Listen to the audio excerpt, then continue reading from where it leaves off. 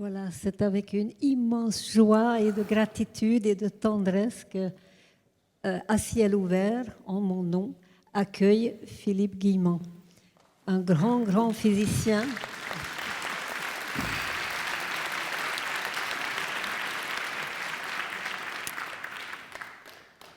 C'est un cadeau inespéré d'inaugurer notre forum par la conférence de Philippe. Et nous l'attendons depuis des années. Nous espérons qu'un jour il viendra. Nous espérions. Mais ce qui est un cadeau supplémentaire pour nous, pour moi particulièrement, c'est qu'il se nourrit de dialogue avec l'ange. Et je peux dire que les anges de Bouddha Liget l'attendent depuis 77 ans. Puisqu'il y a 77 ans que les anges ont répondu à Lily à cette question: comment la spiritualité et la science pourraient-elles se concilier? Et l'ange répond: à la nouvelle lumière, on reconnaîtra qu'elles sont un. Toujours elles ont été un comme la mélodie et le rythme, inséparables. Chaque membre du grand orchestre joue séparément, mais la symphonie est une. Et à travers les livres que vous pouvez acheter après, les 3 livres de Philippe Guillemont, vous allez voir, et à travers la conférence, à quel point il œuvre pour tisser un pont pour ce nourrissement mutuel de la science par la spiritualité et la spiritualité par la science. Je lui laisse la parole parce que chaque minute est extrêmement précieuse avec lui. Merci. Merci Marguerite. Bonsoir. Marguerite a eu raison de préciser ce livre, Les dialogues avec l'ange, sans lequel je n'aurais jamais écrit probablement aucun livre, ni fait aucune conférence. Ça a été le point de départ de toute mon action expérimentale, on va dire, depuis 10 ans. J'avais envisagé une théorie du temps, mais je sentais que je ne pouvais pas l'écrire si je n'avais pas expérimenté par moi-même les synchronicités. Et c'est ce livre qui m'a fourni l'élément déclencheur qui m'a permis d'entrer dans cette aventure. Alors ce soir, tout d'abord, et donc j'ai accepté cette invitation parce que c'était une obligation en fait. À ciel ouvert, mutation silencieuse. Est-ce bien compatible? Moi, j'ai plutôt l'impression que si la mutation est silencieuse, c'est parce que le ciel est encore fermé. Ciel fermé, on pense ancien paradigme. Ciel ouvert, on pense ouverture à tout ce qui est dans le ciel, c'est-à-dire tout ce qui est transcendant. Et donc, ma conférence ce soir, ça va être de vous montrer pourquoi et comment la physique ouvre le ciel, tout simplement. Alors, ça commence par une remise en question de la nature de la réalité. Notre vision du monde, pas notre vision du monde actuel, mais notre vision du réel. Qu'est-ce que c'est que le réel ?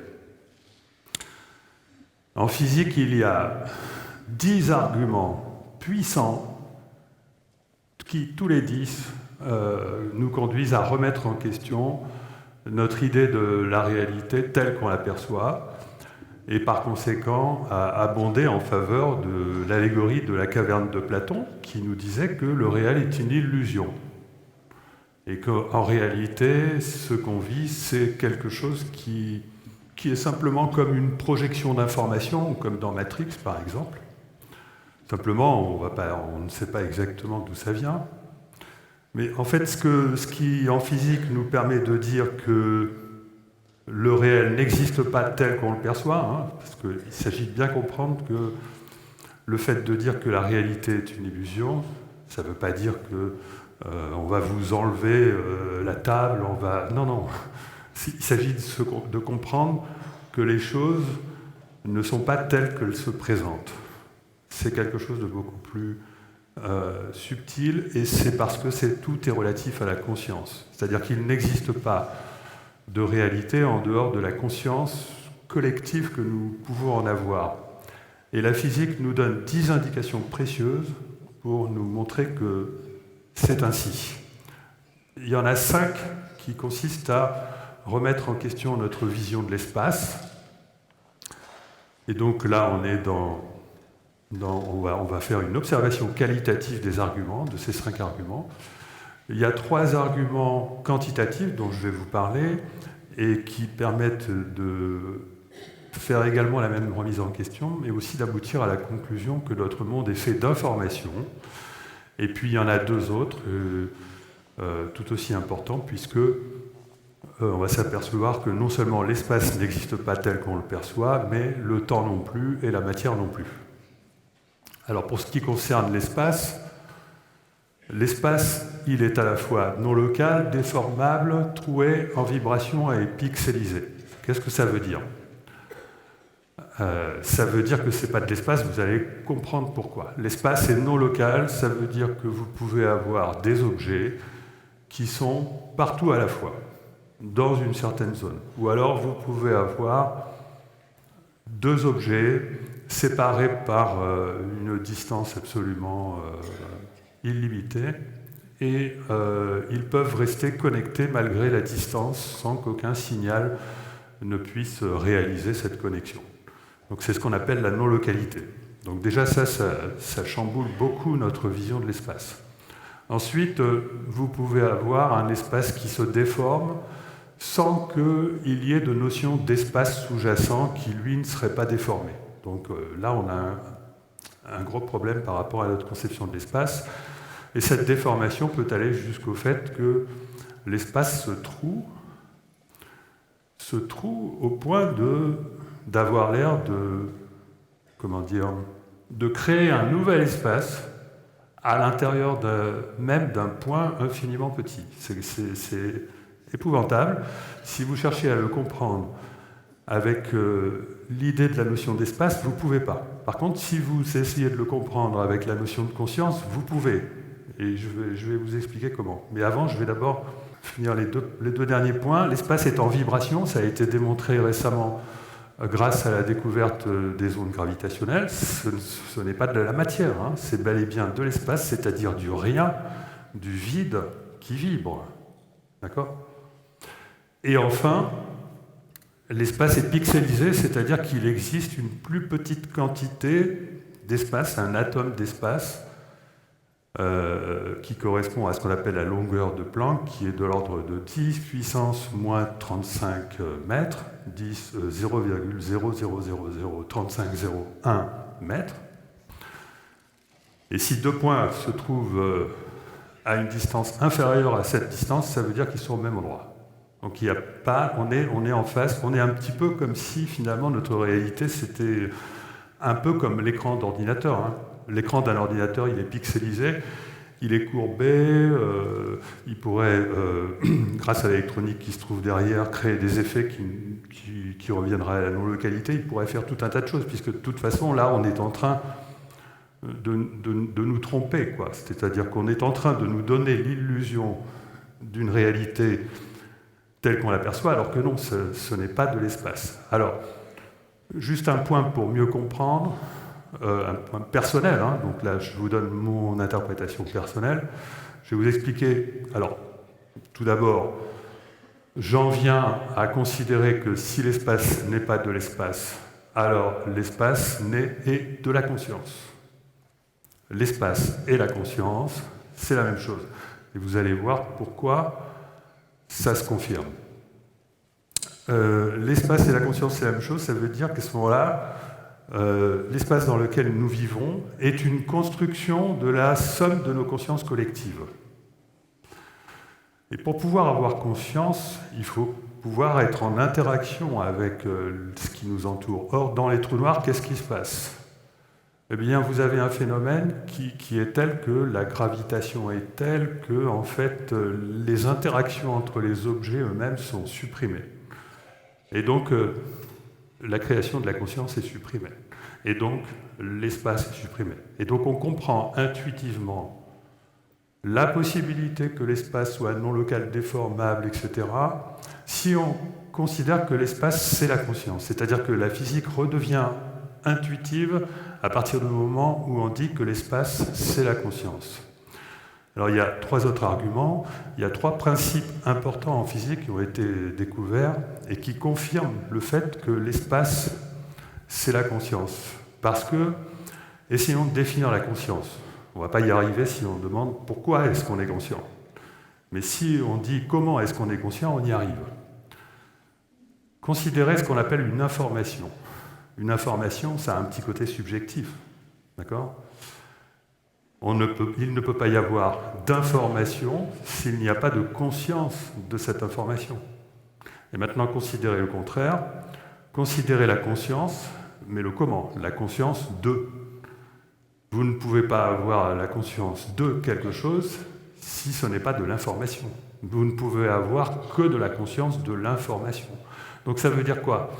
Ça veut dire que la conscience et l'information, c'est exactement la même chose. Mais vous allez me dire, oui, mais non, mais c'est pas possible, parce qu'à ce moment-là, on pourrait avoir une conscience... il faudrait qu'on ait une conscience illimitée, parce que l'information, elle peut être illimitée. Bien non, pas du tout. L'information en physique, elle est limitée. Vous ne pouvez pas descendre, vous ne pouvez pas le... Il y a 3 principes en physique qui s'appellent, je suis resté longtemps là-dessus, donc je vais vous le faire rapidement. Le principe de Lander à notre échelle, le principe d'indétermination d'Heisenberg au niveau de l'infiniment petit et le principe holographique au niveau de l'infiniment grand, qui nous disent tous les 3 la même chose. La quantité d'informations dans l'univers de n'importe quel objet, que ce soit de la matière, sa position dans l'espace ou quoi que ce soit, est limitée. Et ceci a des conséquences énormes en physique, ça chamboule complètement, et je vais vous expliquer pourquoi, tout le paradigme matérialiste dans notre société. Ce qu'il faut se souvenir, c'est que, donc, je vous montrerai tout à l'heure que le temps ne peut pas exister, que la matière ne peut pas exister. La matière, en fait, elle se réduit à des vibrations de l'espace, que je vous ai montré, l'espace ne peut pas exister. Si on veut être objectif, si on veut être rationnel, objectif, cartésien, vous savez, tous ces mots-là, il faut remplacer l'espace, le temps et la matière par l'information, la vibration et l'énergie, c'est-à-dire par la vie, vibration, information, énergie. Alors, le fait de ne pas prendre conscience du fait que tout est conscience et non pas matière, ça a quelques inconvénients, c'est-à-dire qu'en fait, vous savez, depuis 3 siècles, la science s'est développée et a généré la technologie et une immense crédibilité grâce à ça. Mais la science s'est développée par opposition à la religion, et c'est là qu'il y a un petit problème, c'est-à-dire que pour s'opposer à la religion, la science a posé des dogmes. Et finalement, elle se retrouve aujourd'hui, alors qu'elle a remis en question ces dogmes, eh bien, à continuer de les poser et à refaire les mêmes bêtises que la religion, avant elle. Il y a d'immenses découvertes scientifiques en physique qui ont été faites durant ces dernières décennies. Je dirais que moi, quand j'ai commencé mes études, il n'y avait rien de tout ça. Tout s'est produit en une 30aine d'années. Et ça a changé complètement notre vision du monde. Ça l'a tellement changé que les physiciens n'y comprennent rien. On n'y comprend rien, c'est vraiment trop mystérieux, c'est trop étrange. La physique n'est plus intuitive. Et moi je vous dis, la physique redevient intuitive à partir du moment où on comprend qu'il faut mettre la conscience en premier. Et en plus, c'est de la logique. Qu'est-ce qui se passe si vous ne mettez pas la conscience en premier et que donc vous conservez le paradigme qui a été dénoncé par les découvertes récentes de la physique? Alors ces découvertes récentes, c'est la découverte de l'existence de 4 types d'informations qui ne sont pas de la matière, mais qui jouent un rôle considérable dans le déroulement des événements. C'est tout d'abord l'information du vide.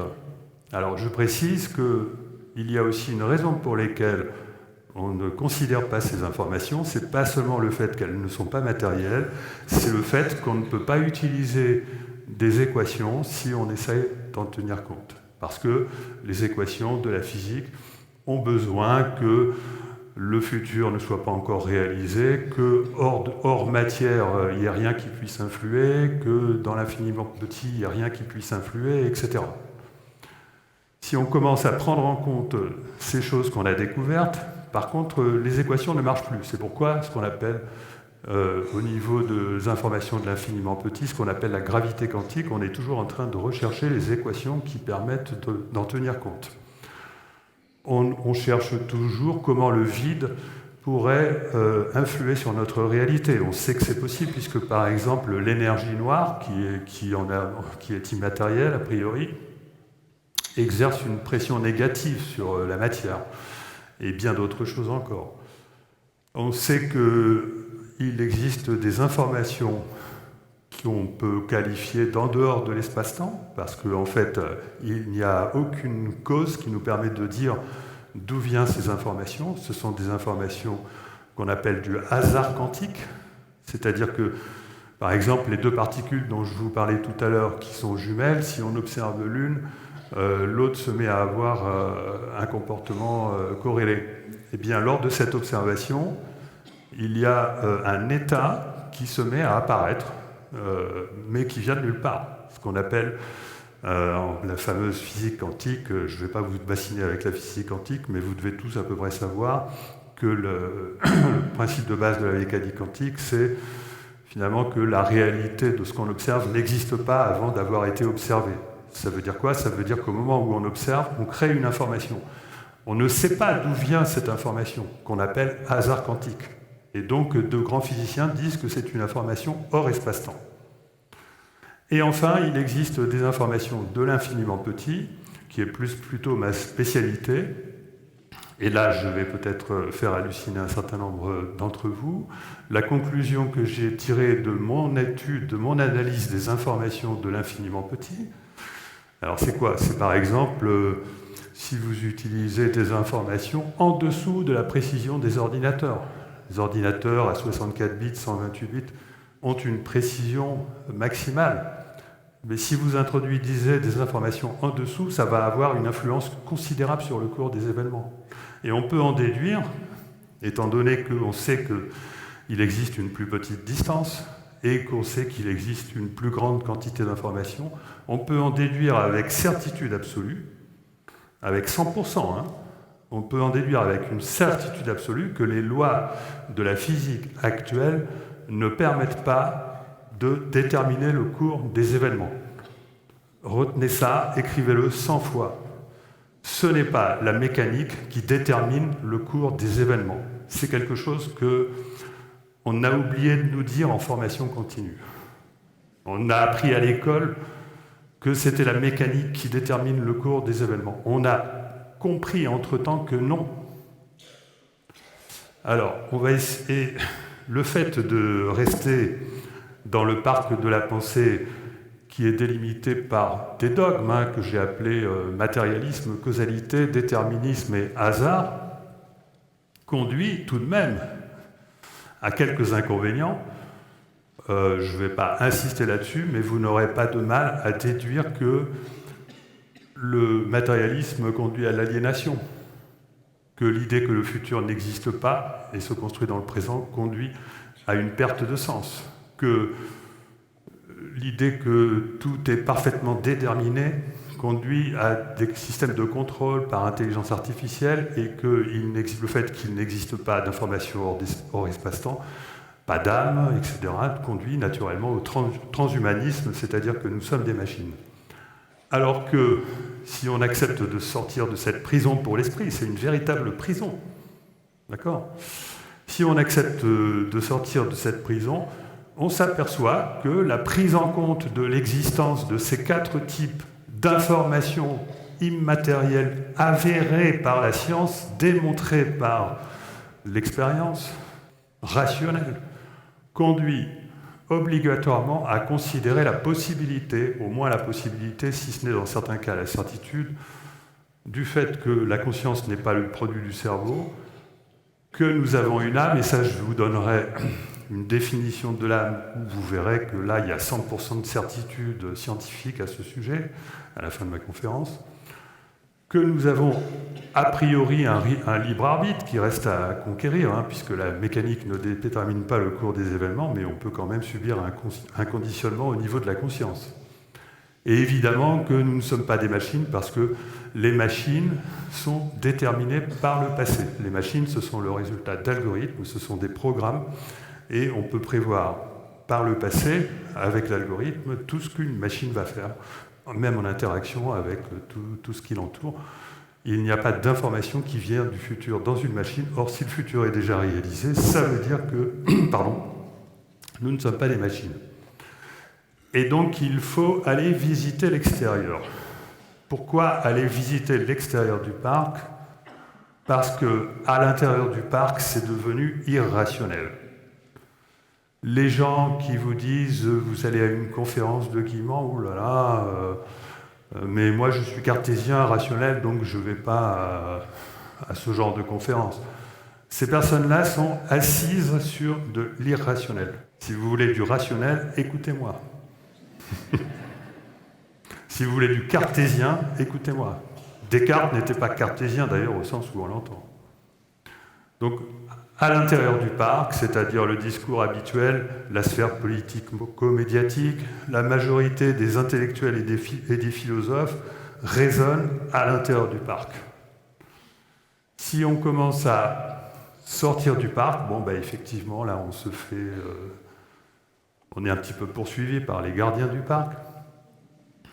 Il y a des dangers, effectivement. Il y a des dangers que j'appelle le marécage des religions, la décharge du hasard, la vallée de l'incertitude, etc., etc. Bon. Mais il y a des phénomènes. Il y a des phénomènes qui sont aujourd'hui, j'en ai choisi 6, il y en a bien d'autres, parce que ces 6-là sont avérés à 100%, ou alors ils sont étudiés par la science et ils ont déjà donné des résultats qui démontrent qu'il y a véritablement un phénomène. Le problème, c'est juste qu'on ne trouve pas réellement d'explication, quoique moi je trouve des explications à la moitié de ces phénomènes. Ces phénomènes qui sont étudiés scientifiquement pour la quasi-totalité, et le reste sinon est totalement avéré, ce sont les états de conscience modifiés, les expériences de mort imminente, les expériences de sortie du corps, les synchronicités et coïncidences étranges, les phénomènes aériens non expliqués, et puis les perceptions extrasensorielles. Voilà. Tout ça, ce sont aujourd'hui des sujets d'études scientifiques, bon, pour la grande majorité, et ce qui est absolument génial, alors génial, c'est pour ça que je fais des conférences, c'est que lorsque vous commencez à reconstituer les maillons avec tous ces phénomènes, vous apercevez qu'il y a une immense cohérence et que cette immense cohérence, elle implique simplement de revoir notre vision du monde en adoptant un modèle qui soit compatible avec ces choses-là, et c'est ce dont je vais vous parler. Il faut tout d'abord parler rapidement de l'état de la physique actuelle. Donc je vais vous parler des informations de l'infiniment petit. En physique, actuellement, il y a une crise parce qu'on n'arrive pas à réconcilier les deux grandes théories qui sont la mécanique quantique et la relativité générale, l'infiniment petit et l'infiniment grand, qui se rencontrent dans les trous noirs. Et donc, comme on n'y arrive pas, on bâtit des modèles de l'univers où soit on fait intervenir des choses qui sont vraiment très bizarres, des atomes d'espace qui bougent, qui fluctuent, soit on introduit des dimensions supplémentaires. Tout cela, à mon avis, ce sont des voies qui sont tout à fait justifiées. Il faut arriver à faire une synthèse des deux. Par exemple, tout le monde sait, enfin, les vrais spécialistes de la théorie des cordes savent que la théorie des cordes, elle a un défaut dans ce qu'elle considère qu'il existe un espace sous-jacent rigide. Alors, je vous ai dit tout à l'heure, il n'existe pas d'espace, même pas d'espace, donc il ne risque pas d'être rigide. C'est la raison pour laquelle la théorie des cordes introduit 6 dimensions supplémentaires qui sont des dimensions d'espace. En réalité, j'ai fait une publication récemment dans une grande revue de physique, où je montre qu'il est nécessaire d'introduire 6 dimensions supplémentaires, effectivement, mais pas à l'espace. Il faut introduire à l'espace-temps, ce qui est très différent. Et donc, si on part de là, on s'aperçoit que les physiciens fabriquent une espèce d'océan quantique, puisque ce sont des vibrations quantiques à l'échelle de Planck, infiniment petites, et là ce sont des vibrations aussi d'éléments d'espace. Eh bien, donc finalement, les physiciens fabriquent un océan de vibrations d'espace, un océan de fluctuation de l'espace. Qu'est-ce que c'est qu'un océan de vibration de l'espace, de fluctuation de l'espace? Comme je vous l'ai dit tout à l'heure, c'est un océan de conscience. C'est un océan de conscience. Et si vous voulez avoir une excellente vision de la réalité rationnelle, vous vous imaginez, là, la vision la plus scientifique qu'on puisse imaginer concernant la réalité que nous avons à vivre. Il est vrai que nous pouvons considérer que, selon le déterminisme scientifique et le fait que notre futur est déjà réalisé, on verra ça tout à l'heure, il est vrai qu'on peut considérer que tout se passe comme si notre vie consistait à avancer à l'intérieur d'un tunnel invisible qui oriente nos pas tout le reste de notre vie. Mais ça pose problème à plein de physiciens, notamment, mais plein de gens aussi, parce que, bon, ça, c'est quelque chose de difficile, et le libre arbitre là-dedans, bon. Mais tout ça, ça flotte sur un océan de conscience. Donc le tunnel, il bouge. D'accord? Donc il n'y a pas de problème. On peut tout à fait accepter l'idée que notre futur soit déjà réalisé à partir du moment où on accepte qu'il soit en mouvance permanente. Et qu'en plus, on nous dit, et que c'est la logique même, qui nous dit qu'il est en mouvement permanent sous la dépendance de la conscience. Et donc là, on s'y retrouve. Mais aujourd'hui, les physiciens ne vont pas là-dedans parce qu'il y a une espèce de tabou, de peur. C'est plus de la peur que du tabou, parce qu'ils sont quand même intelligents. Il y a une espèce de peur ou une sorte de je sais pas, je veux pas dire de mots pas très gentils, qui fait que, on en reste à une autre alternative. On ne parle pas de conscience, mais on parle de multivers. L'idée du multivers, alors ça, ce que je vous montre là, c'est la théorie physique de l'univers, la théorie du tout, la plus simple, la plus consensuelle, la plus rationnelle, la plus facile à comprendre en plus, donc vraiment acceptée par les Américains, les Français, en France, Thibaut Damour, aux États-Unis, Max Tegmark, Brian Greene, même Aurélien Barraud en parle aussi. Donc l'idée c'est ok, l'univers, le futur est déjà réalisé parce qu'on peut voyager dans le futur. Je ne vous la fais pas, je l'ai assez fait dans d'autres conférences. On peut voyager dans le futur. Ah si, il y a quand même une chose intéressante à dire à ce niveau-là. Mais enfin, je vais d'abord parler du multivers. Et donc, si effectivement il existe des myriades d'autres possibilités, parce que les physiciens se sont rendus compte qu'à cause du hasard quantique et de toutes ces informations non matérielles qui interviennent dans la réalité, finalement, il n'y a pas une seule destinée possible, mais il y en a des myriades de myriades de myriades. Eh bien, ils disent qu'il faut créer des univers séparés. Et je vais vous dire pourquoi c'est du grand n'importe quoi, ça. C'est du délire, même. Imaginez que un papillon vienne se poser sur la paume de la main un instant dans ma vie. Eh bien, il faudrait créer des myriades de myriades de myriades d'univers pour décrire toutes les façons que le papillon pourrait avoir de se poser sur ma main. Il peut y en avoir une infinité déjà d'endroits rien que là. Et il peut y avoir une infinité de moments. Et il peut y avoir une infinité de durées. C'est du grand n'importe quoi qu'on vous vend, que des scientifiques illustres, brillants, plus intelligents que moi, vous vendent par simple formatage. Par simple formatage, par habitude, par formatage, par cloisonnement, par communautarisme, on vous vend des imbécilités de ce genre. Et on ne vous vend pas cette évidence. D'accord ? Et je vous disais concernant... Oui, je vais le faire là. Concernant le voyageur de Langevin, vous avez tous dû entendre parler que si un jumeau reste sur Terre pendant que l'autre jumeau fait un voyage en fusée à une vitesse proche de la lumière et qui revient sur Terre, il peut revenir sur Terre alors que son jumeau est mort. Lui, il a vieilli de 1 an, il revient 5000 ans après, etc. Bon.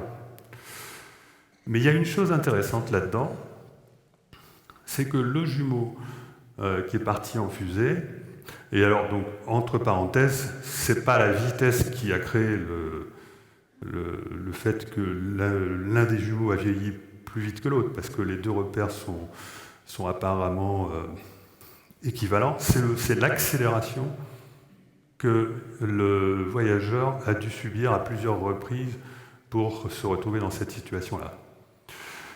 Mais quand il revient, il se passe quelque chose de très intéressant. Parce que quand le jumeau revient sur la Terre à toute vitesse et qu'il regarde la Terre, eh bien, qu'est-ce qu'il va voir ? Il va voir une épaisseur de temps très importante. C'est-à-dire que nous, ce qu'on voit pendant 1 seconde, je vois pendant 1 seconde des événements se produire, des gens bouger dans la salle, eh bien, lui va voir en 1 seconde 1 année de ce qui va se dérouler sur Terre. Parce que la lumière va tellement être accélérée, parce que comme il voyage dans le futur, bon, enfin, je ne veux pas vous casser la tête, mais c'est juste... C'est vachement intéressant de considérer cette possibilité que la conscience puisse avoir une certaine épaisseur. C'est vraiment passionnant. C'est physiquement réel, et d'ailleurs pas seulement physiquement, on peut très bien considérer par exemple une plante grimpante. Une plante grimpante, on a l'impression que c'est une plante, mais si vous la regardez à une vitesse 2000 fois plus rapide, vous avez l'impression que c'est un animal qui choisit les endroits où il se... Si vous multipliez par 1 million ou 10 millions et que vous mettez à la place d'un observateur qui regarde notre planète, vous avez l'impression que notre planète respire. Notre planète est un être vivant, ça c'est confirmé scientifiquement et admis scientifiquement, c'est Lovelock qui en est à l'origine. Pourquoi voulez-vous qu'il soit vivant ? Pourquoi voulez-vous que la Terre soit vivante et pas consciente ? Eh bien, voilà, on peut avoir, et lorsque vous regardez la Terre avec un accéléré de 1 ou 10 millions, vous voyez vivre la Terre, vous la voyez respirer, vous la voyez, elle a tous les sens, sans aucune exception, tous les sens qu'on a, elle les a. Et c'est scientifique, il suffit de le vérifier, il faut faire les calculs, pas compliqué. Enfin, si, c'est compliqué. Donc là, si vous voulez, donc je vous ai sensibilisé à l'idée qu'il existe des positionnements de la conscience où on voit que finalement on ne peut pas faire autrement de voir que le futur est déjà réalisé, puisqu'il suffit de se mettre un peu en dehors de l'espace-temps ou loin, et puis on est capable de voir tout un pan de la création de l'univers. Et pourquoi est-ce qu'on a du mal avec cette idée ? Et donc notre prison pour l'esprit, c'est la prison qui nous fait croire, qui fait croire à un randonneur. La prison pour l'esprit, c'est une prison qui fait croire à un randonneur qu'il est en train de créer son sentier au fur et à mesure où il avance, parce qu'il confond la brume avec le futur. Vous voyez le truc ? Il croit qu'au-delà de la brume, ça n'existe pas encore et que c'est le fait de l'avancée qui crée le chemin. C'est con, non ? On est piégé là-dedans. Alors que si vous considérez, d'après tout ce que je vous ai dit, d'après la physique, la relativité, que finalement le futur est déjà réalisé, vous résolvez ce problème et en plus vous répondez à une question très intéressante. C'est que, oui, on peut avoir un libre arbitre, parce que c'est pas parce que le chemin est déjà créé qu'on ne peut pas avoir un très grand nombre de bifurcations qui se présentent devant nous et on choisit où est-ce qu'on va. Et justement, à ce moment-là, on voit quelle est la différence entre le cerveau et la conscience. Un cerveau, il ne peut pas faire ce que la conscience fait. Aujourd'hui, il est de plus en plus admis, y compris par les neuroscientifiques, que le temps, dont les physiciens n'arrêtent pas de nous dire qu'il n'existe pas, en fait, pourrait être généré par le cerveau. C'est-à-dire que le temps, l'idée que tout est séquentiel, ce serait une illusion qui est fabriquée par le cerveau lui-même. Et là, on rend compatible la physique et les neurosciences. Et les neuroscientifiques s'en rendent compte de ça. Et donc, ça veut dire quoi? Ça voudrait dire que le cerveau nous crée l'illusion qu'il y a une anticipation de choses qui n'existent pas encore et qu'il y a une mémoire de choses qui n'existent plus. Ça, c'est de l'illusion. C'est de l'illusion créée par le cerveau. Et la réalité serait que la vraie réalité, oublions le cerveau, serait que la conscience, elle est comme une lampe de poche qui éclaire une partie du terrain sur lequel on navigue. Ça, ce serait réel. Ça, ce serait réel. Et l'illusion serait que non, on avance à l'intérieur de ce machin-là. D'accord? Donc ça, c'est très important de remettre les choses à leur place. C'est-à-dire dans la rationalité qui tient compte des résultats de la science, et non pas dans la rationalité qui dit on n'a rien compris. Parce qu'à ce moment-là, on comprend quelle est la différence entre le cerveau et la conscience, et on comprend pourquoi est-ce qu'on peut faire des choix que le cerveau ne peut pas faire. Le cerveau, là j'ai dessiné une courbe en bleu, qui correspond à un choix que le cerveau n'a même pas eu conscience de faire, c'est-à-dire que son algorithme interne l'a emmené à droite, il ne sait même pas pourquoi. Il aurait pu exactement aller ailleurs, parce que ce n'est pas la mécanique qui détermine le cours des événements. Le cerveau aurait pu aussi aller à gauche, sans être déterminé, sans avoir un déterminisme qui l'oblige à aller à droite. D'accord ? Le cerveau est simplement inconscient du fait qu'il n'a pas de conscience, c'est normal, qu'il est guidé dans une direction qui dépend du futur et pas du passé. Et la conscience, elle a une conscience du fait qu'elle a un choix à faire. Alors là, maintenant, ça va commencer à devenir intéressant, et ceci d'autant plus que ce que je vous raconte, là, je l'ai publié.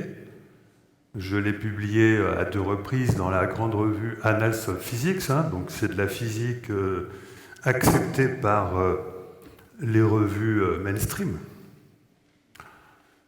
Donc j'ai publié donc d'une part il y a 2 ans l'idée que notre réalité, notre espace-temps a besoin de 6 dimensions supplémentaires. En fait, c'est pour pouvoir le faire bouger. Et j'ai publié plus récemment, c'est paru d'ailleurs en octobre 2019, l'idée qu'il existe une meilleure interprétation au multivers et qui est celle de l'espace-temps flexible. Et j'explique comment la flexibilité fonctionne. Et elle fonctionnerait par commutation de lignes temporelles. C'est-à-dire que vous pouvez, sans changer, vous pouvez changer dans votre futur n'importe quoi, sans changer la suite de ce futur. Même dans votre présent, vous pouvez ne rien changer à votre programme de la semaine, sauf demain, vous allez faire quelque chose de différent de ce que vous aviez prévu. C'est quand même intuitif, ça. D'accord ? Eh bien, on est capable maintenant, en physique, de démontrer que cette chose très intuitive, elle est réelle et qu'elle ne détruit pas la structure de l'espace-temps. Ce n'est pas parce que vous n'allez pas faire ce que l'espace-temps a prévu pour vous que l'espace-temps va s'écrouler. C'est ce qu'on pense lorsqu'on est déterministe, c'est ce qu'on pense lorsqu'on adopte les idées anciennes. Mais quand on a appris à faire suffisamment de calculs, comme moi, toute ma vie j'ai fait des calculs, on se rend compte qu'il y a quand même une limite à la calculabilité et que du coup, ça donne de la flexibilité à l'espace-temps, et ceci vient du fait que c'est rendu possible grâce au fait que nous vivons dans un univers d'information, et donc la quantité d'information, elle est finie. C'est ça qui rend possible. Et pour visualiser cette flexibilité, en plus, il existe une superbe métaphore qui est tout à fait parfaite. C'est celle du GPS. C'est-à-dire qu'à tout moment, vous avez un futur qui est parfaitement réalisé, peut-être dans ses moindres détails, j'en sais rien, il peut peut-être être un petit peu quantique par endroit, mais en tout cas, il est réalisé, et à tout moment, eh bien, vous pouvez ne pas suivre le chemin qui est prévu. C'est-à-dire que tout se passe comme si nous avions un conditionnement qui fait en sorte que finalement, nous allons faire exactement ce qui est prévu par l'espace-temps, mais qu'il serait possible de sortir de ce conditionnement. Et donc, à un moment donné, la dame du GPS vous dit allez tout droit, et puis vous décidez d'aller à droite, on ne sait pas pourquoi. D'accord ? Donc ça, c'est possible. C'est, disons que j'ai démontré par mes calculs, c'est quand même 3 ans de travail acharné pour arriver à faire les calculs qui sont quand même assez sioux, plus arriver à les publier dans un système où il faut être extrêmement rigoureux. C'est le résultat de ces 3 années de travail. Et ça a une conséquence extrêmement intéressante. Ça a une conséquence, c'est-à-dire que si vous voulez maintenant, parce que ce qui vous intéresse, c'est de changer votre futur. Changer votre futur, normalement, vous ne pouvez pas si vous êtes conditionné. Mais si vous faites des efforts, peut-être de présence à soi, de méditation, il y a tout un tas de techniques que d'ailleurs vous connaissez, l'association à ciel ouvert connaît très bien. Eh bien, vous pouvez changer votre futur en essayant de vous souvenir, puisqu'ils existent déjà, les futurs alternatifs. En essayant de vous souvenir de futurs alternatifs que vous n'aviez pas encore envisagés. La physique traite le passé et le futur exactement de la même manière. D'accord ? Donc quand on parle de se souvenir, on parle du passé, mais je vous ai dit que ça, c'est une illusion du cerveau. Si c'est le cerveau qui crée l'illusion du temps, il n'y a aucune raison de faire la différence entre une intention et un souvenir. Donc là, je caricature peut-être un peu, et encore, je ne suis pas sûr de caricaturer, mais ce souvenir du futur, ça a le mérite de pouvoir au moins traduire un fait extrêmement important lorsqu'on veut changer son futur, c'est que toute nouvelle intention doit être captée par le cerveau, et surtout pas émise par le cerveau, surtout pas créée par le cerveau. Le cerveau, il crée pas seulement l'illusion du temps, il crée l'illusion de qui vous êtes, il crée l'illusion de tout un tas de choses, et le cerveau ne va faire que vous ramener dans la prison. Le cerveau ne peut pas faire autrement que de vous ramener dans la prison. Le cerveau, il est dans l'espace-temps, il est dans 4 dimensions. Le cerveau n'a pas accès à plus que 4 dimensions. Seule la conscience a accès à plus que 4 dimensions, puisqu'elle a accès aux 6 dimensions supplémentaires, puisqu'elle est les 6 dimensions supplémentaires, puisqu'elle est cet océan de conscience. Et donc, que va faire cette nouvelle intention, qui devient nouvelle à ce moment-là, elle n'est plus sur votre ligne de temps, eh bien, elle va générer des nouvelles lignes de temps qui vont, pour être, malgré tout, elles vont être potentialisées par l'intention. Et du coup, quand elles vont redescendre vers le présent, elles vont augmenter la probabilité des hasards qui pourraient vous mener à destination. C'est comme ça que fonctionne la réalité, et donc ça veut dire qu'en présence de bifurcation, il faut faire attention à ce qui se passe. Et le problème, c'est que très souvent, à moins d'avoir affaire à une synchronicité absolument incroyable qui vous dit « non mais là, il n'y a pas de choix, il faut faire ceci », en général, on n'a pas le signal qui nous dit « oui, bon là, je vois que je pourrais faire ceci, cela, etc. » mais bon... D'abord, on cherche les raisons, et donc ça, c'est surtout pas ce qu'il faut, puisque le mental est le gardien de notre prison, d'accord ? Et on a un super philosophe qui nous a expliqué pourquoi, longuement, vraiment, et qui a convaincu même les physiciens, beaucoup de physiciens, que, en fait, les émotions, et notamment la joie et l'amour, sont bien supérieurs à la raison, bien supérieurs au mental. C'est la joie et l'amour nous guident. Le mental, il est complètement phagocyté dans cette affaire. Bien sûr, il faut que la joie et l'amour soient présentes, ou alors que d'autres manifestations de la joie et l'amour, comme l'émotion, comme l'intuition ou la foi. Les scientifiques croient que la foi, c'est une croyance, mais ils n'ont rien compris. pas que les scientifiques. La foi n'a rien à voir avec une croyance. Les croyances sont du côté du mental, alors que la foi est du côté de l'émotionnel.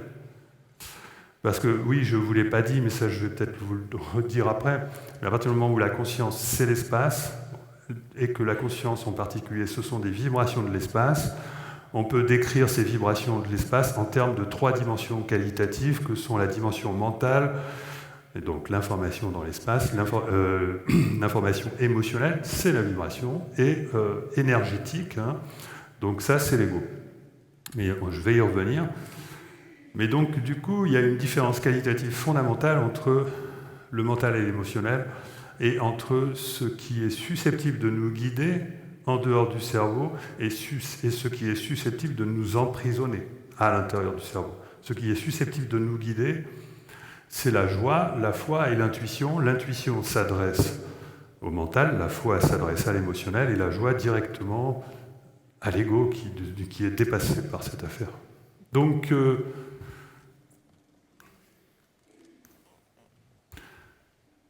voici, alors ça c'est à titre pratique avant d'aborder des sujets un petit peu plus. Je vous laisse le regarder 2 secondes, non 10 secondes.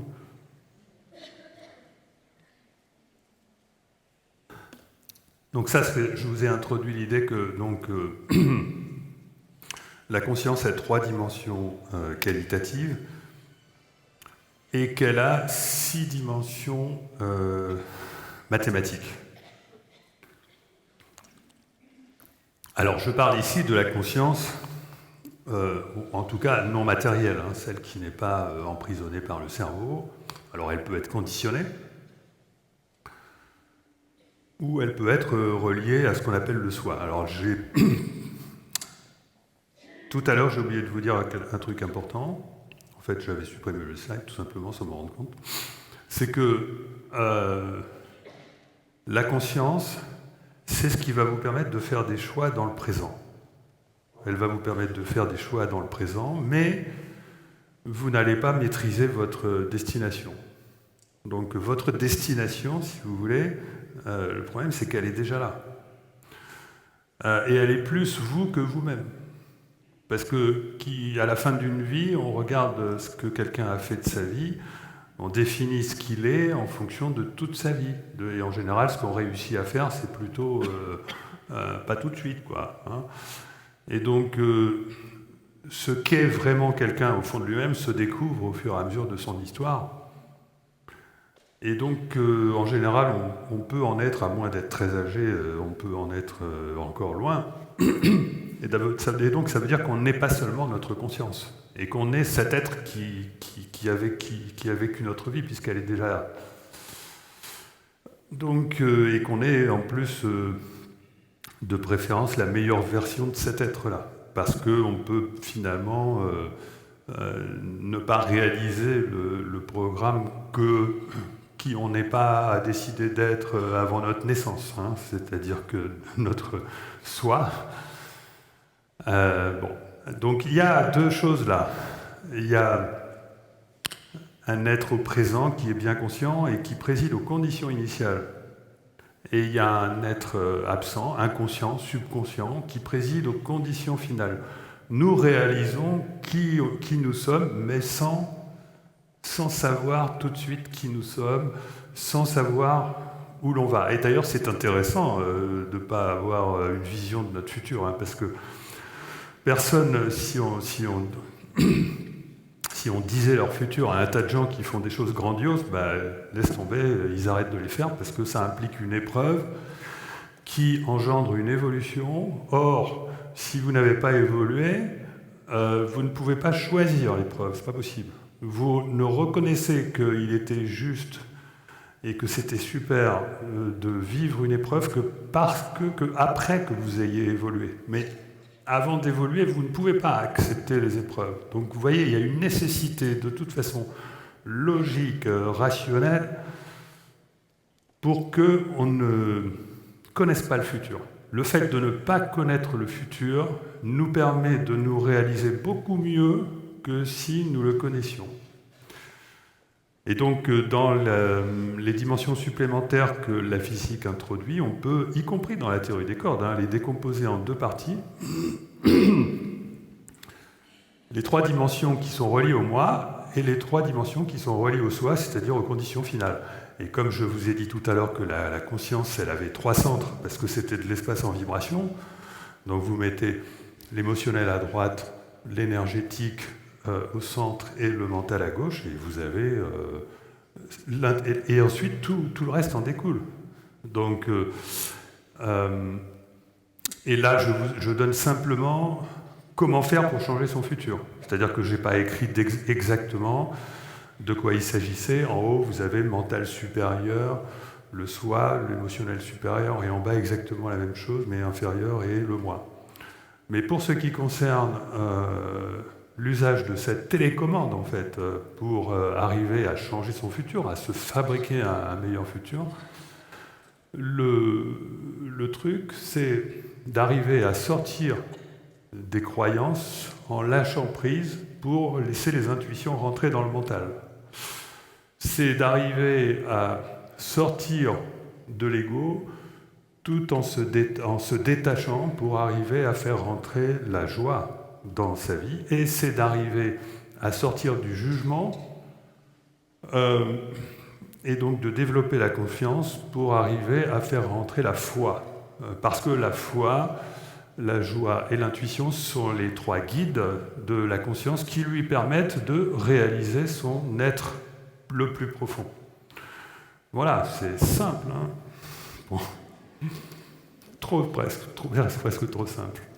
Et donc ce qu'il faut se rappeler, parce que je vous ai dit tout à l'heure que, en fait, lorsque vous vous souvenez de votre futur, c'est-à-dire que lorsque vous développez une nouvelle intention qui surtout ne vient pas du cerveau, mais vient d'une introspection, d'un retour sur soi, et à ce moment-là, il vous vient une idée que vous pourriez faire quelque chose, moi je vais récupérer mes idées dans la nature, hein. Ça c'est systématique. Je suis conscient de ça parce que toute ma carrière, j'ai été dans l'innovation. Et c'est pas quelque chose qu'on apprend à l'école, mais moi, pour innover, j'ai compris qu'il fallait empêcher le cerveau de fonctionner. Et je vous assure que c'est pas de la blague, c'est même pas une blague. Ça ne veut pas dire qu'on n'a pas besoin de faire fonctionner le cerveau, mais seulement après, quand on a trouvé la bonne idée. Donc on a besoin des deux, on a besoin d'un cerveau qui fonctionne, évidemment. Et donc une fois qu'on a fait un retour sur soi et qu'on a réussi à choper dans une méditation ou dans la nature ou je ne sais où, ou par exemple un grand physicien sur une marche d'un bus dans lequel il montait, Poincaré, une fois qu'on a réussi, qu'on a trouvé donc ce qu'on pourrait être, ne pas hésiter à redemander, ne pas hésiter à affiner, etc., et bien là, on est en train de faire pousser nos intentions dans le futur.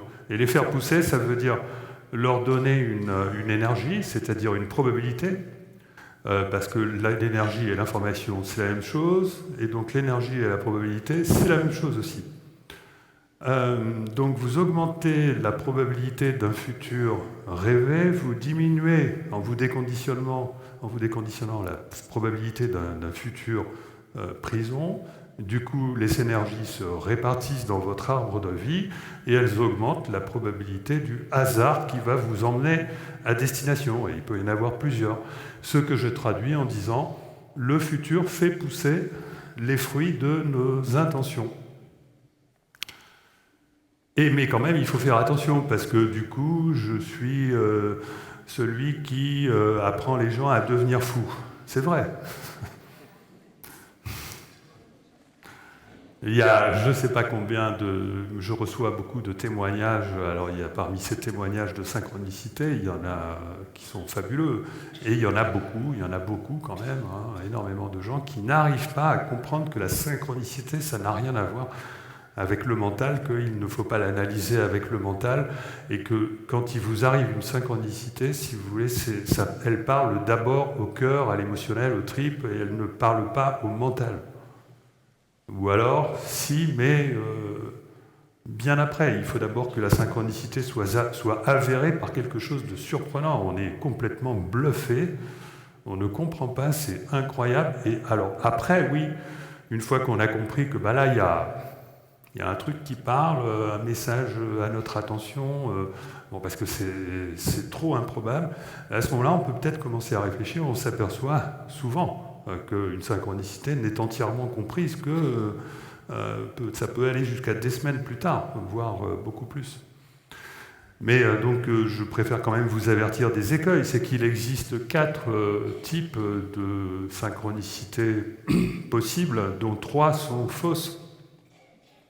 Puisque vous pouvez tout aussi bien avoir des synchronicités qui viennent du fait que des choses étranges arrivent naturellement. Et en plus, il est normal que ces choses étranges arrivent d'autant plus souvent apparemment à ceux qui en témoignent, alors que les personnes à qui il n'arrive rien d'étrange n'en témoignent pas. Et donc ça, c'est l'argument utilisé par les scientifiques pour dire que les synchronicités n'existent pas. Sauf que lorsque ça vous arrive en cascade, parce que les synchronicités ont cette propriété, souvent c'est d'arriver en cascade, c'est-à-dire il vous en arrive une, et dans la même journée encore une, etc. Eh bien, vous ne pouvez plus le nier, et ceci d'autant plus qu'en plus, on peut apprendre à les déclencher. Les déclencher, j'en parle un peu dans d'autres conférences, j'apprends ça dans les ateliers que je commence à faire maintenant. Déclencher les synchronicités, c'est quoi? C'est ce dont Marguerite nous parle sans arrêt, c'est tout simplement dialoguer avec son ange. Voilà, moi c'est comme ça que j'ai commencé. Et donc j'avais dit à Marguerite, je vais parler des dialogues avec l'ange dans ma conférence, mais je ne sais pas où le mettre, parce qu'en fait il y a une quantité phénoménale de contenu hyper intéressant dans ce livre. J'allais vous parler par exemple de l'idée que le mal est un bien en formation, j'allais vous parler de tout un tas de choses comme ça, mais je me suis dit non, ton choix va être trop sélectif. Je préfère dire simplement que déclencher les synchronicités, ça revient à dialoguer avec son ange, mais pas à la façon effectivement des dialogues avec l'ange, mais plutôt à la façon où on est tout seul, on fait un retour sur soi, on recherche en soi l'authenticité et on utilise l'univers, l'environnement comme ange, comme réponse, d'accord? Moi j'ai eu... mais je préfère pas en parler ici, je parle de mes synchronicités dans tous mes livres. Et donc, il faut faire attention aux causes cachées. Il existe, si vous voyez un extraterrestre traverser la rue, c'est pas parce que votre demande concernant un boulot que vous cherchez absolument trouve là son expression, c'est parce qu'il y a un carnaval. Si vous voyez des formes dans les nuages ou dans les rochers ou dans je ne sais quoi apparaître, ça peut être des biais cognitifs comme par exemple la pareidolie. Il y a énormément de gens qui veulent quand même malgré tout voir. Là, le cerveau est programmé pour créer ce genre d'illusions. Et puis il existe aussi les vraies synchronicités, mais négatives, c'est-à-dire que c'est ce que j'appelle au niveau quotidien la loi de l'emmerdement maximum. Ou alors les événements imprévus, vraiment hyper chiants, mais qui vous apportent quand même une information très intéressante qui ne consiste pas à dire tu ne devrais pas faire ça, qui consiste à dire au contraire, là tu es en train de faire quelque chose de très important. Est-ce que tu es sûr de t'aider? Es-tu bel et bien déterminé? Moi, ce qui m'est arrivé... je ne vais pas rentrer dans le détail, parce que là, c'est un petit peu trop... mais... Oui, bon, d'accord. Le jour où je suis tombé en panne sur l'autoroute pour la première fois de ma vie, avec des panneuses, en plus je transportais mes gamins et mon frère dans la voiture pour qu'ils viennent me conseiller le truc qu'il n'y a pas à faire, quoi. Sur, je vais pas trop, sur un contrat à signer, mais quelque chose qui allait changer tout, même pas pour moi et aussi pour eux d'ailleurs. Et évidemment, cette panne qui a tout a priori remis en question.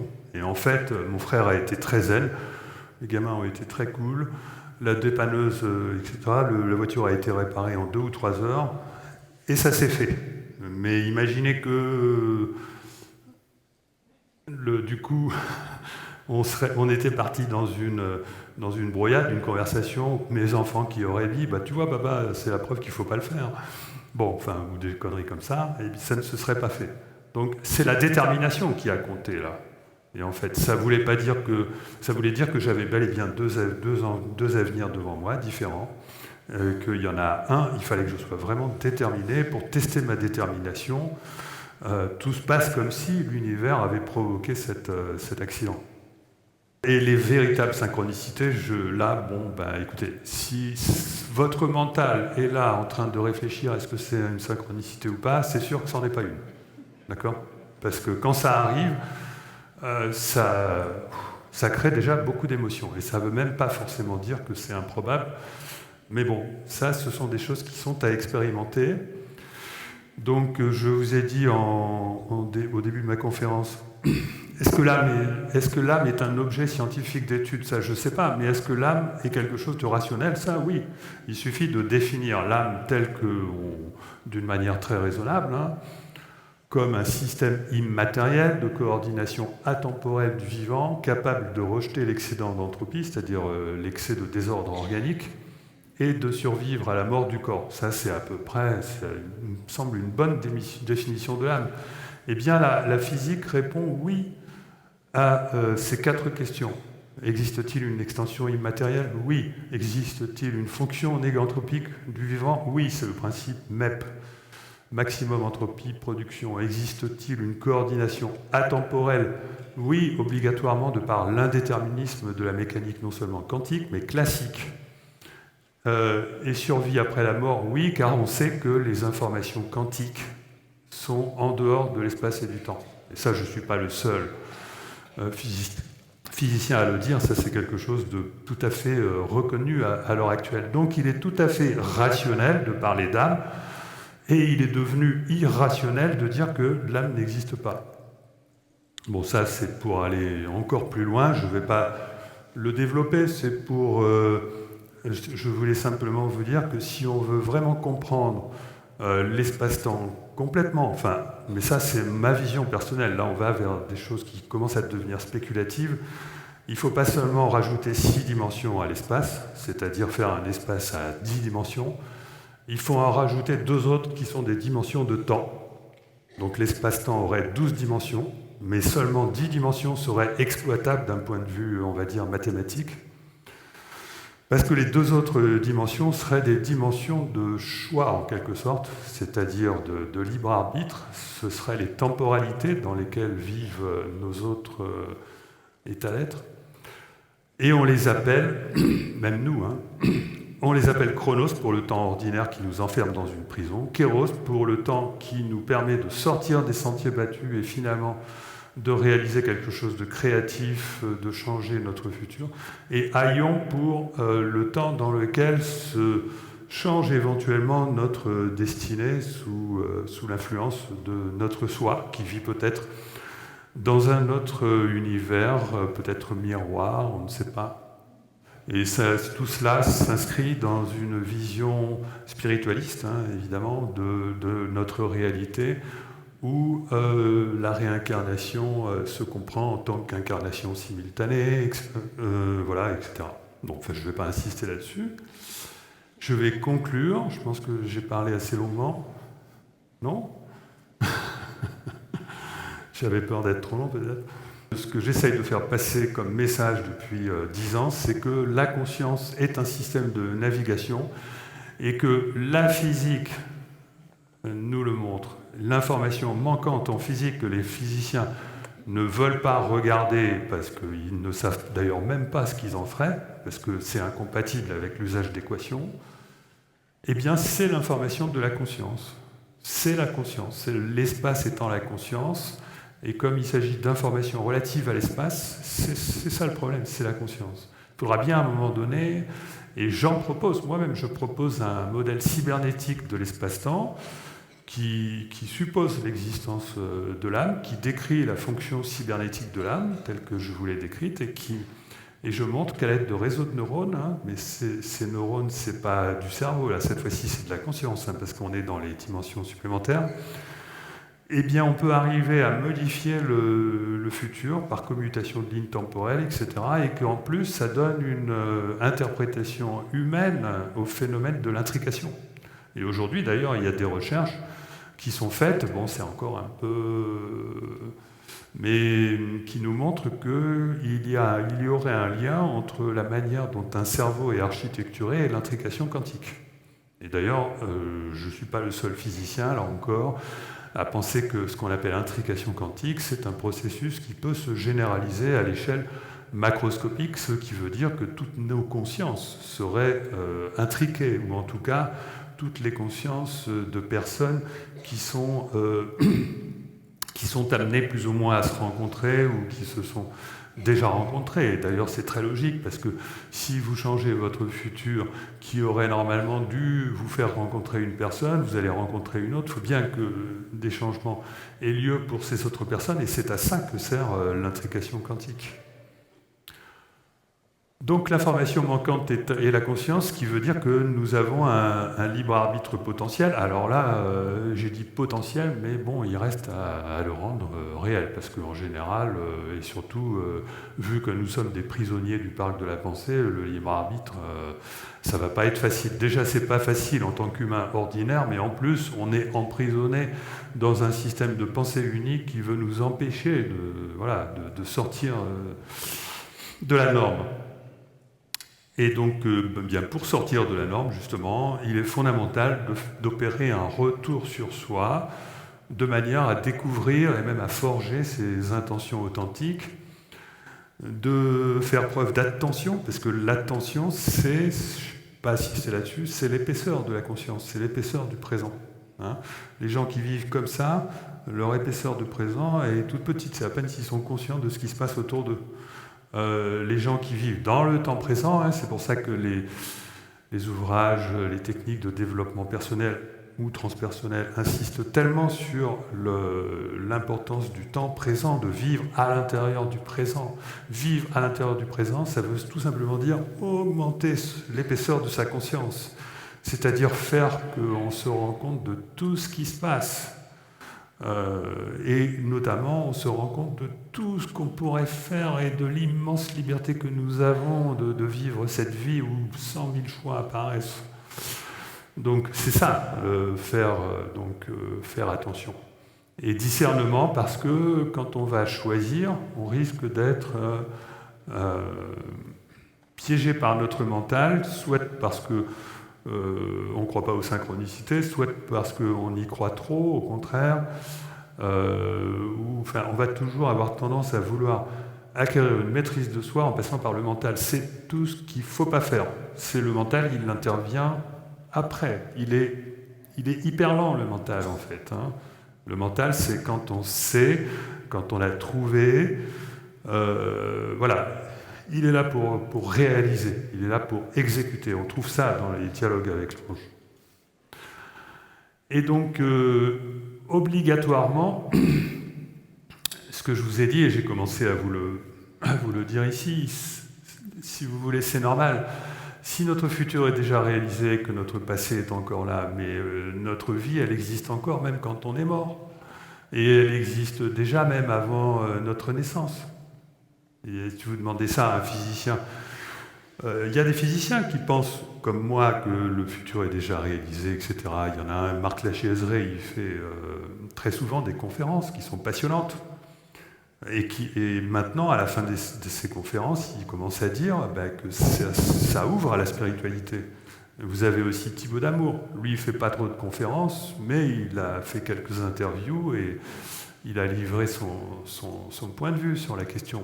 Effectivement, le futur est déjà réalisé, mais lui, il a carrément un point de vue sur la réalité totalement spiritualiste. Et il est normal de devenir spirituel ou spiritualiste à partir du moment où on commence où on est assez bon en physique pour commencer à bien interpréter et à comprendre les résultats de la physique. Si la physique amène naturellement à la spiritualité, tout simplement parce que, comme je ne sais plus quel ange disait « je n'ai jamais cherché que la vérité », la science n'a jamais cherché que la vérité, la spiritualité n'a jamais cherché que la vérité, elles sont faites pour converger. Et donc c'est parce qu'on a inversé la statue de la connaissance en lui mettant la tête en bas, c'est-à-dire la matière en haut, la conscience en bas, qu'on n'y comprend plus rien à la physique. Mais si vous remettez la statue de la connaissance dans le bon sens, ça devient intuitif, ça devient lumineux. Voilà, et donc développer les valeurs spirituelles, c'est tout à fait normal. Et au niveau collectif, on a affaire à une pensée beaucoup plus intelligente que l'intelligence artificielle ou la pensée mécaniste. Alors il y a quelque chose qui est un petit peu dommage là-dessus, mais bien on s'en rend compte dans les médias. Il n'y a plus d'intellectuels, il n'y a plus de philosophes, ou en tout cas, ceux qui restent, ou qu'on voit passer dans les médias, ils ont des discours qui sont politiques. On ne voit jamais de médias mettre en place, par exemple, des débats sur la nature de la réalité, etc. Jamais. On le faisait, moi quand j'étais petit, je voyais ça, il y avait outre-temps dans les dossiers de l'écran. Ce genre d'émission n'existe plus. On a un problème, franchement. On a l'impression que notre sphère politico-médiatique est devenue tellement étriquée et qu'il faut tellement protéger ce parc de la pensée que dès qu'il est question d'en sortir, là, tout le monde fout le camp, on ne trouve plus personne. D'accord ? Alors qu'il est vital de provoquer des débats. Il y a même en politique où il n'y a pas de débat. Il n'y a pas de débat sur l'Europe, il n'y a pas de débat sur... Enfin, on nous impose une vision de la réalité de plus en plus étriquée, avec de plus en plus de mots qui font peur et qui sont là pour en fait jouer le rôle de gardien. On a modifié carrément le vocabulaire pour nous empêcher de penser, presque. On en est arrivé à un point où, si vous voulez... On ne va pas échapper à certains effondrements qui, j'espère, parce que je suis optimiste, vont, du fait qu'ils vont nous réveiller, nous éveiller, réussir à nous faire réagir de manière humaine aux événements qui vont arriver. Et j'espère qu'il s'en suivra ensuite une pensée petit à petit, parce qu'on n'intègre pas les conséquences de mon discours comme ça du jour au lendemain. Il faut des années et des années et des années, et même moi je progresse en même temps avec mon public pour intégrer les conséquences de cette nouvelle vision du monde qui est beaucoup plus rationnelle. Et en plus, elle fournit un éclairage puissant sur tous les phénomènes inexpliqués dont je vous ai parlé je vous ai juste cité. C'est comme ça que je suis arrivé à une certitude sur tout ça, que j'avais déjà acquise rien que par la physique. Et quand on étudie ces phénomènes, mais vous ne pouvez pas imaginer à quel point c'est merveilleux de voir que tout concorde et que la vision de la réalité qu'on peut dépeindre à partir de là, pour peu qu'elle intègre 2 niveaux de conscience supplémentaires, elle nous ouvre des perspectives, mais alors considérables. Moi, je sais déjà comment marchent certaines technologies du futur. Je sais des technologies, mais bien meilleures que tout ce que vous pouvez vous imaginer. Enfin bon, je suis un ingénieur, donc je suis intéressé en premier lieu par comprendre certains types de technologies qui viennent nous rendre visite, par exemple, et qu'on ne comprend pas et dont on dit qu'elles n'existent pas. Aujourd'hui, elles sont compréhensibles. Puis en fait, cette façon de penser, ça finalement remet l'humain vraiment au centre à travers la revalorisation de la poésie en premier lieu. Parce que la poésie, c'est une invitation à regarder le monde et à découvrir toute la subtilité des rapports qu'il peut y avoir entre nous et le monde, entre nous et l'environnement. Et cette subtilité du rapport, elle découle naturellement du fait que nous sommes en dialogue permanent avec notre futur. Et les arts, évidemment, sont un moyen d'expression pour faire passer des idées, effectivement, et même moi, d'ailleurs, c'est un scoop, hein, mais je vais monter une entreprise pour justement essayer de trouver, de valoriser un pont entre l'art et la science, un pont entre la physique et la synchronicité.